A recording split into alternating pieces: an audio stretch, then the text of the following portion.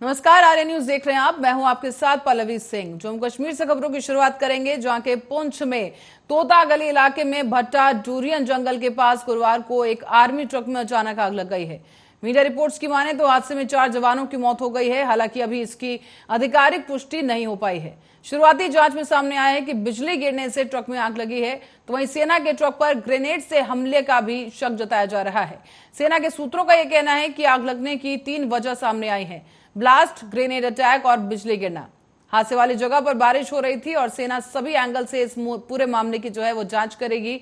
और बताया जा रहा है कि जो पूरा हादसा हुआ है वो पुंछ इलाके में है और पुंछ से करीब 90 किलोमीटर दूरी पर यह इलाका है जहां पर यह हादसा हुआ है। सेना के ट्रक में आग लगने की जानकारी मिलते ही स्थानीय लोग मौके पर पहुंचे। आग पर काबू पाने की कोशिश की गई।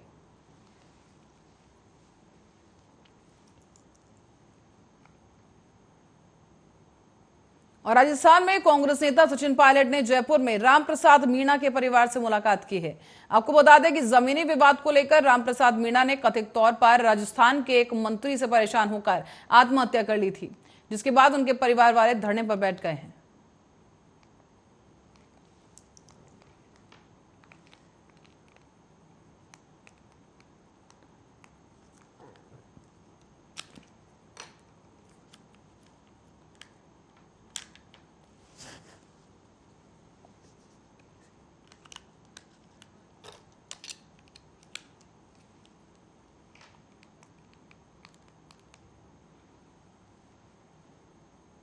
राहुल गांधी के खिलाफ आए फैसले पर कांग्रेस ने प्रेस कॉन्फ्रेंस की है और कहा गया कि अगर कोई ये समझता है कि राहुल जी की आवाज रुकेगी या झुकेगी, वो ना राहुल गांधी को जानता है और ना ही कांग्रेस को समझता है।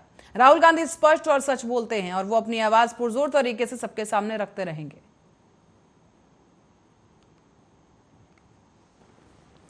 इससे अगर कोई भी समझता है कि राहुल गांधी की आवाज रुकेगी, झुकेगी, साइलेंट होगी, तो वो न राहुल गांधी को जानते हैं न कांग्रेस को समझते हैं। राहुल गांधी स्पष्ट और सही रूप से बोलते हैं। वो लोगों के, जनता जनार्दन के न्यायालय में, उनके दरबार में बोलते हैं और उन्होंने कोई गलत न कहा है न कहेंगे, लेकिन अपनी आवाज पुरजोर तरीके से सबके सामने रखेंगे। उनके पीछे पड़ना, उनको कभी ट्रोल करना, उनके संसद में बोलने से पहले प्री कंडीशंस रखना, संसद को सत्तारूढ़ पार्टी द्वारा अवरुद्ध करना, उनकी सदस्यता पे प्रश्न चिन्ह लगाना, उनको प्रिविलेजेस कमेटी से डराना धमकाना, इस किसी से कुछ फर्क न पड़ा है न पड़ेगा, न राहुल गांधी को न कांग्रेस पार्टी को। जो उनके कानूनी अधिकार क्षेत्र हैं, संवैधानिक अधिकार क्षेत्र हैं, उन सब का वो प्रयोग करते रहेंगे। और इस जरिए जो चिंता दिखा रहे हैं माननीय मोदी जी, बीजेपी सरकार, सत्तारूढ़ पार्टी, वो सिर्फ एक चीज दिखा रहे हैं, वो चिंता व्यक्त कर रहे हैं, घबराहट और बौखलाहट व्यक्त कर रहे हैं इस प्रकार के हथकंडों से, न कि राहुल गांधी के जनहित में पूछे गए इतने सारे अलग अलग प्रश्नों का उत्तर देना, भ्रष्टाचार से संबंधित बहुत पैनी दृष्टि से पूछे गए प्रश्न इत्यादि। अगर आप कुछ 3-4 पैराज देखें शुरू के, तो विचित्रता इस केस में एक बड़ी अजीब है। केस के बाद केस, यानी पुराने निर्णय लिखे गए हैं, साइट किए गए हैं, जो पढ़ने से भी मालूम पड़ता है कि गलत साइट किए गए हैं, जो लागू नहीं होते या लागू हमारे पक्ष में होते हैं, यानी राहुल गांधी के पक्ष में, या अनुपयुक्त हैं, उनका दुरुपयोग या इस्तेमाल किया गया है निर्णय पे आने के लिए। मैं उदाहरण दूं कुछ आपको। एक पन्ने 4 पे, मैं डिटेल में नहीं जाना चाहता, केस साइट किया गया है और इन सब केसेस में सिलेक्टिवली, आंशिक रूप से कोटेशन दिए गए हैं, व्यापकता नहीं देखी गई है। एक सरीन का केस उच्चतम न्यायालय का साइट किया है माननीय न्यायाधीश जी, जिनका निर्णय आज आया है, और उसमें ये लिखा है, if so the legal position can be laid down that when conviction is on a corruption charge against a public servant the court should not suspend the order of conviction. अब ये अंडरलाइन किया गया है ये माननीय sessions जज द्वारा underline किया गया है, सिर्फ इन्हीं हिस्सों पे रिलाई किया गया है। क्या ये करप्शन चार्ज का केस था? राहुल गांधी करप्शन चार्ज पे संदिग्ध हैं या अभियुक्त हैं? दूसरा उदाहरण दिया नवजोत सिंह सिद्धू का, याद रहे वैसे नवजोत सिंह सिद्धू के केस में मर्डर चार्ज था, मैनस्लॉटर चार्ज था, उसको अंडरलाइन किया गया। मैं सिर्फ और इस बीच कांग्रेस की तरफ से एक और प्रेस कॉन्फ्रेंस की गई जहां कहा गया है कि आज पूरे देश में खेती और किसान संकट में है। मोदी सरकार को एक बार फिर किसान मुद्दे पर घेरने की कोशिश की गई है, जहां आपको बता दें कि कहा जा रहा है कि मोदी सरकार ने 2022 तक किसानों की आय दोगुनी करने का सपना दिखाया। किसानों की आमदनी तो नहीं बढ़ी, लेकिन कर्ज कई गुना जरूर बढ़ गया है।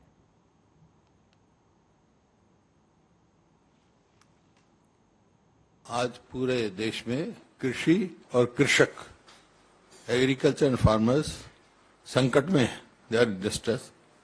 जो इस सरकार ने, मौजूदा सरकार ने एक सपना दिखाया था, एक वायदा किया था कि 2022 तक हम कृषि की आमदनी डबल कर देंगे, तो आमदनी तो डबल नहीं हुई किसान की, बल्कि कर्जा कई गुना बढ़ गया।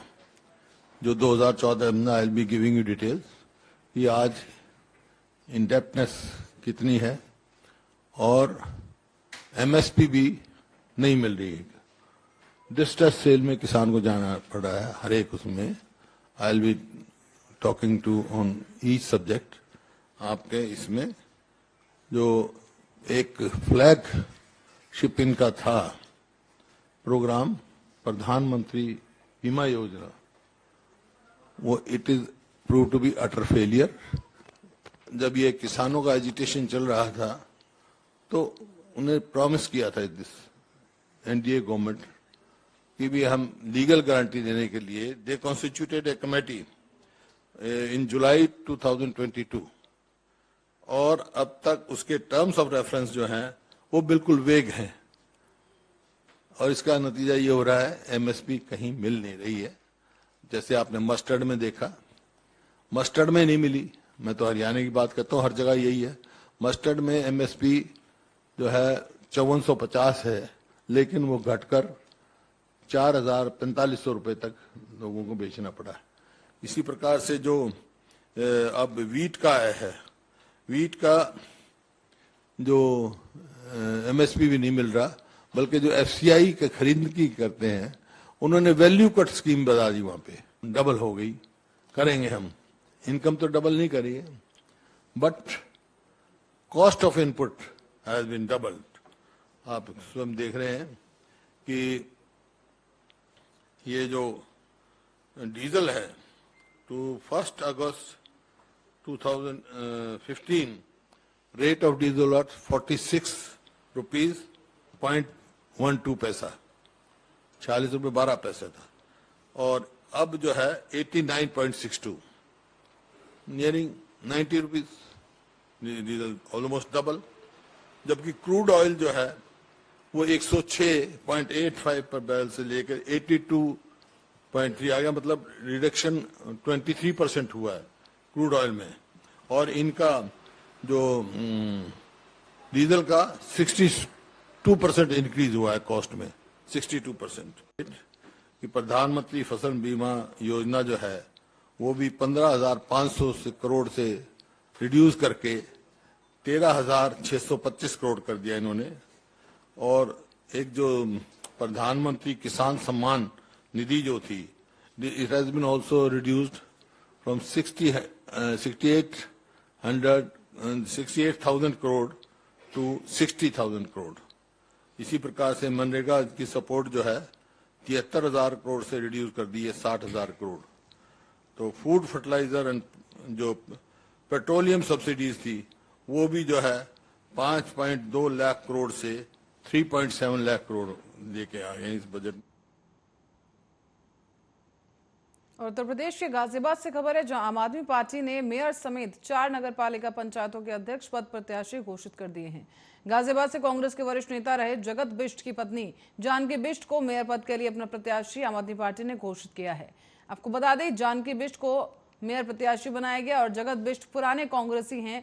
गुरुवार को ही आम आदमी पार्टी के जिलाध्यक्ष सचिन शर्मा ने कहा कि निकाय चुनाव में हमारी पार्टी मजबूती से लड़ेगी।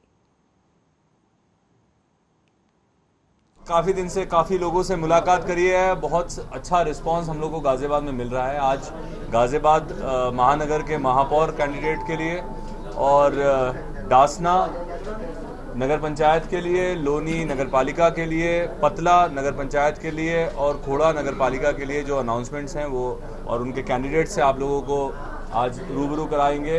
कुछ और साथी जो और दलों से आए हैं, पार्टी ज्वाइन कर रहे हैं और मजबूती दे रहे हैं पार्टी को, उन लोगों से भी आप लोगों को रूबरू कराएंगे। उन सबको आज ज्वाइनिंग भी कराएंगे आप सबके माध्यम से। कल आप लोगों ने प्रेस कॉन्फ्रेंस संजय सिंह जी की देखी होगी। उन्होंने बहुत इस चीज़ के ऊपर स्ट्रेस किया है कि हम लोग जो काम करने वाले हैं आने वाले दिनों में, दिल्ली के तहत दिल्ली में जिस तरीके से काम किया है वैसे, चाहे वो शिक्षा हो, स्वास्थ्य हो, हम लोग सीसीटीवी कैमरा हर वार्ड में लगवाएंगे। हम लोग हाउस टैक्स के ऊपर और 96 विधानसभा उपचुनाव में आज रिंकी देवी ने नामांकन दाखिल किया है।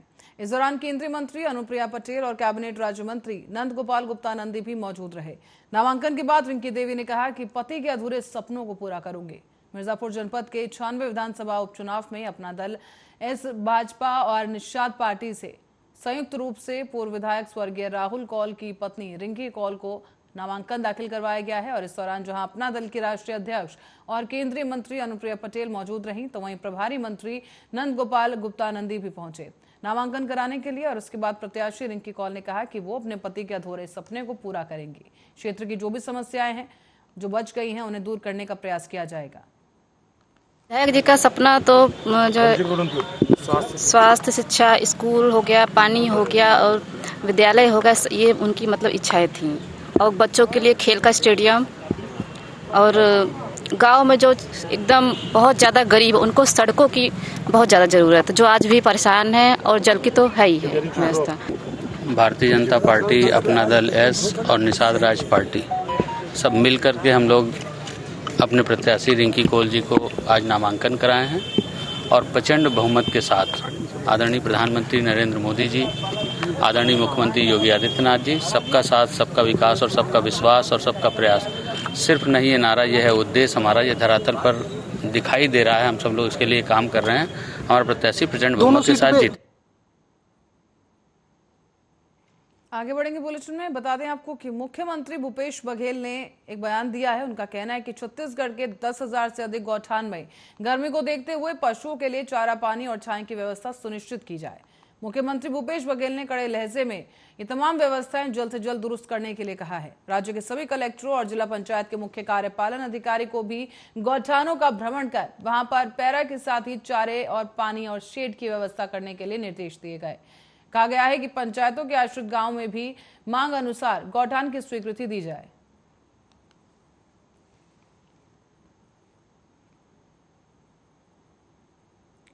अब मोटरसाइकिल भेजो तो डॉक्टर भेजेंगे, फिरोजाबाद के अधिकारी की कही गई ये बात लोगों में आक्रोश का कारण बन गई है। बताया गया है कि गाय के इलाज में लापरवाही बरती जा रही है और चिकित्सा अधिकारी जीनू सिंह पर यह आरोप है। दरअसल एक गाय के पीड़ित होने की सूचना क्षेत्रवासियों ने अंतर्राष्ट्रीय गौ माता सेवा महासंघ को दी। मौके पर महानगर अध्यक्ष जीनू सिंह समेत बाकी जो गौ सेवक है पहुंचे और महानगर अध्यक्ष जीनू सिंह ने पशु चिकित्सा अधिकारी अरविंद त्रिपाठी को मामले की जानकारी दी। पशु चिकित्सा अधिकारी अरविंद त्रिपाठी बोले कि अस्पताल में मोटरसाइकिल की व्यवस्था नहीं है, आप मोटरसाइकिल लेकर किसी को अस्पताल भेज दीजिए तो मैं डॉक्टर भेज दूंगा। कहा गया है कि तत्काल गौ सेवकों को अस्पताल भेजें और डॉक्टर को बुलवाकर गाय का इलाज करवाएं।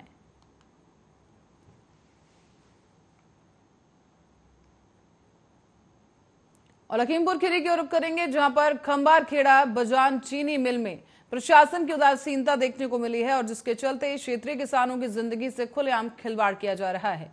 ये आपको वीडियो भी हम दिखा दें, जिसपे गौर करने वाली बात है कि किसान पंपिंग सेट इंजन से बोरिंग से सिंचाई के लिए पानी निकाला जा रहा है। और आप देख सकते हैं कि जब प्रदूषण का असर जमीन की गहराई तक पहुंच चुका है तो फिर अंदाजा लगाया जा सकता है कि क्षेत्रीय चीनी मिल के आसपास ग्रामीण सीधे तौर पर प्रदूषित पानी पीकर कैंसर जैसी बीमारी को जन्म दे रहे हैं।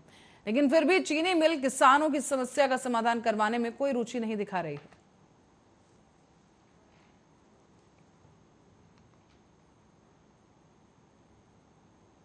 भीषण गर्मी में लोगों का जीना बेहाल हो गया है। पिछले 4 दिनों से पड़ रही भीषण गर्मी के चलते लोग परेशान हैं। कहा जा रहा है कि अप्रैल महीने में अगर ये हाल है, और पिछले जो इस बार आंकड़ा तय किया गया है, जो दर्ज किया जा रहा है आंकड़ा, वो ये बताता है कि इससे पहले 7 साल पहले अप्रैल के महीने में इस तरह की गर्मी थी, और अब क्योंकि ये तापमान लगातार बढ़ता जा रहा है, आशंका है कि आने वाले महीनों में गर्मी और सितम ढा सकती है। इसी के तहत बताया जा रहा है कि मई जून में हालात और बदतर हो सकते हैं और आने वाले दिनों में लोगों को भीषण गर्मी का सामना करना पड़ सकता है। देखिए, मैं सहजनवा से चल के आ रहा हूँ और गर्मी इतनी भीषण थी कि मुझे जो है थोड़ी देर के लिए यहाँ पेड़ दिखाई दिया है और राहत महसूस हुई है, तो मैं यहाँ खड़ा हो गया हूँ। हमने भी अखबार में पढ़ा था जिस तरह से 42 से 43 डिग्री टेम्परेचर कल का था, और आज भी स्थिति वही है। तपिश इतनी है कि गला जरा देर में सूख जा रहा है। चूंकि पानी भी हम लोग लगातार पी रहे हैं, शीतल पेय पदार्थों का भी सेवन कर रहे हैं, लेकिन उसके बाद भी राहत नहीं मिल पा रही है। जैसा लग रहा है चेहरा झुलस जाएगा। बड़ी स्थिति। और गमछा देखिए, गमछा से ही कहीं ना कहीं थोड़ी बहुत राहत मिल पा रही है, क्योंकि हम पूर्वांचलों के लोगों का ये सबसे बड़ा हथियार है गर्मी से बचाव। बहुत गर्म है। कैसे बचाव कर रहे हैं आप लोग? 9-6 से। तो क्या लग रहा है, निकलने लायक है मौसम? नहीं, निकलने लायक तो नहीं है, लेकिन जरूरत पड़ेगा तो मजबूरी पड़ेगा तो जाना ही पड़ेगा ना। बचाव कैसे कर रहे हैं? बचाव इसे गमछे से कर रहे हैं। गमछे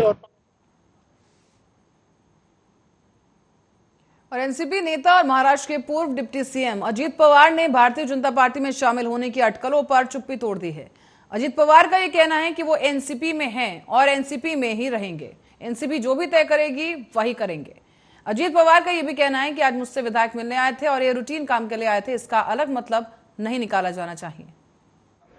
नमस्कार।